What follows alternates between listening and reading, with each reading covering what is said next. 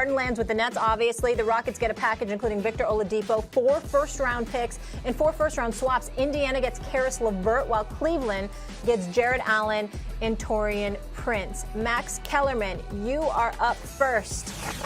What were your first thoughts when you heard this went down? So many. First, the Nets have to make the finals. They have to make the finals. Let's just assume for a second that Kyrie is on the team and will play for the Nets at some point this season. This is the only big three in the NBA. I don't mean they're 2 great players and here's their 3rd best player. I mean big three. And whenever we've seen a big three, they at least make the finals. Celtics put together Pierce and Garnett and Ray Allen. They won. Even when Miami failed, they failed in the finals when they had LeBron and Wade and Bosh. There's no other big three. 2 MVPs who are still at MVP level, and a 3rd guy in Kyrie Irving who's more than just an all-star. He has MVP talent and achieves that all-star plus production. You have those 3 guys, you're supposed to get to the finals at least. And they had to make the deal. You know, earlier I said, no, you don't trade for James Harden, don't mess this up. But then Dinwiddie was lost for the season. So in fact, kind of counterintuitively, as you lost some depth, as the Nets lost depth and another ball handler in the backcourt, they actually had to lose more depth in order to get high-end talent to compensate.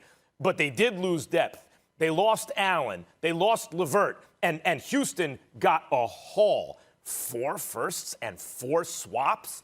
That's an amazing haul considering the leverage that Brooklyn had, because Harden was out of there. And this is what I mean when I say superstars, Stephen A. in the league, have all the leverage. What do I mean by that? Well, they can sign where they want when their deal is up, LeBron, KD, whomever, right? And they go from team to team. But because of that, guys like AD, say whatever you want about how long it took. AD wanted to go to the Lakers. Where did he wind up? The Lakers. Say whatever you want to say about Harden and the ups and downs. He said he wanted to go to Brooklyn. Where did he wind up? Brooklyn. Let this be a lesson to the owners in case they didn't already understand.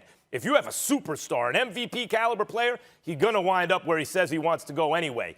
Make the best deal you can.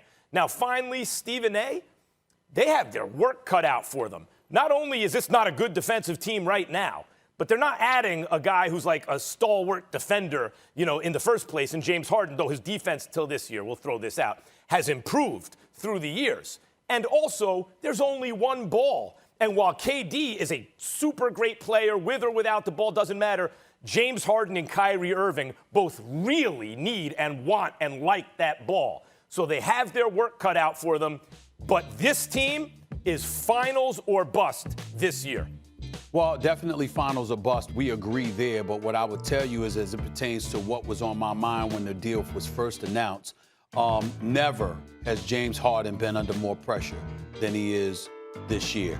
The same can be said for Kyrie Irving, whose career I believe is on the line.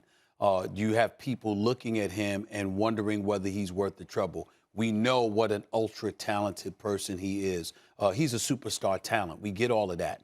But guess what? Right now, he can't play better than me. You know why, Max? Because both of us are not on the court.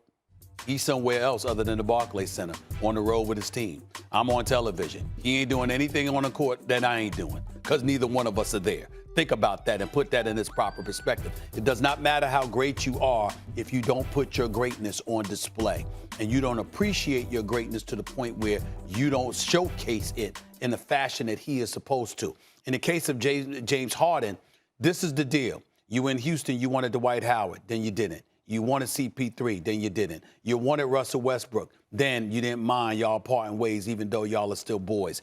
In the end, because Daryl Morey and Mike D'Antoni ended up going too, you decided that you wanted out. Fair enough.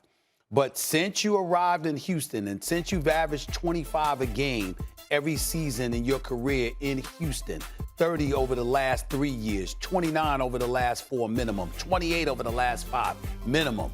Now you're playing with a dude who's better than you in Kevin Durant, who's a flat-out superstar in this game. Fresh off an Achilles tear, 18 months out of action, first 8 games playing this season, averaging 29 a game on 54% shooting.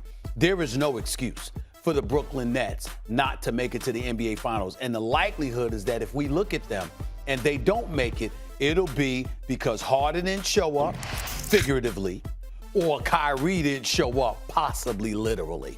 And so as a result of that, I thought about the pressure that these two have on their shoulders because Kevin Durant is leading the pack. Not only is he a superstar, he is one of the most unselfish superstars we've ever witnessed on the basketball court. This dude was averaging 28 a game, shooting 17 shots a game. Kyrie was averaging 26 and shooting 20 a game. So think about that for a second here. And if somebody's going to sacrifice, who's going to sacrifice and make sure that Kevin Durant doesn't have to sacrifice any more than he already has?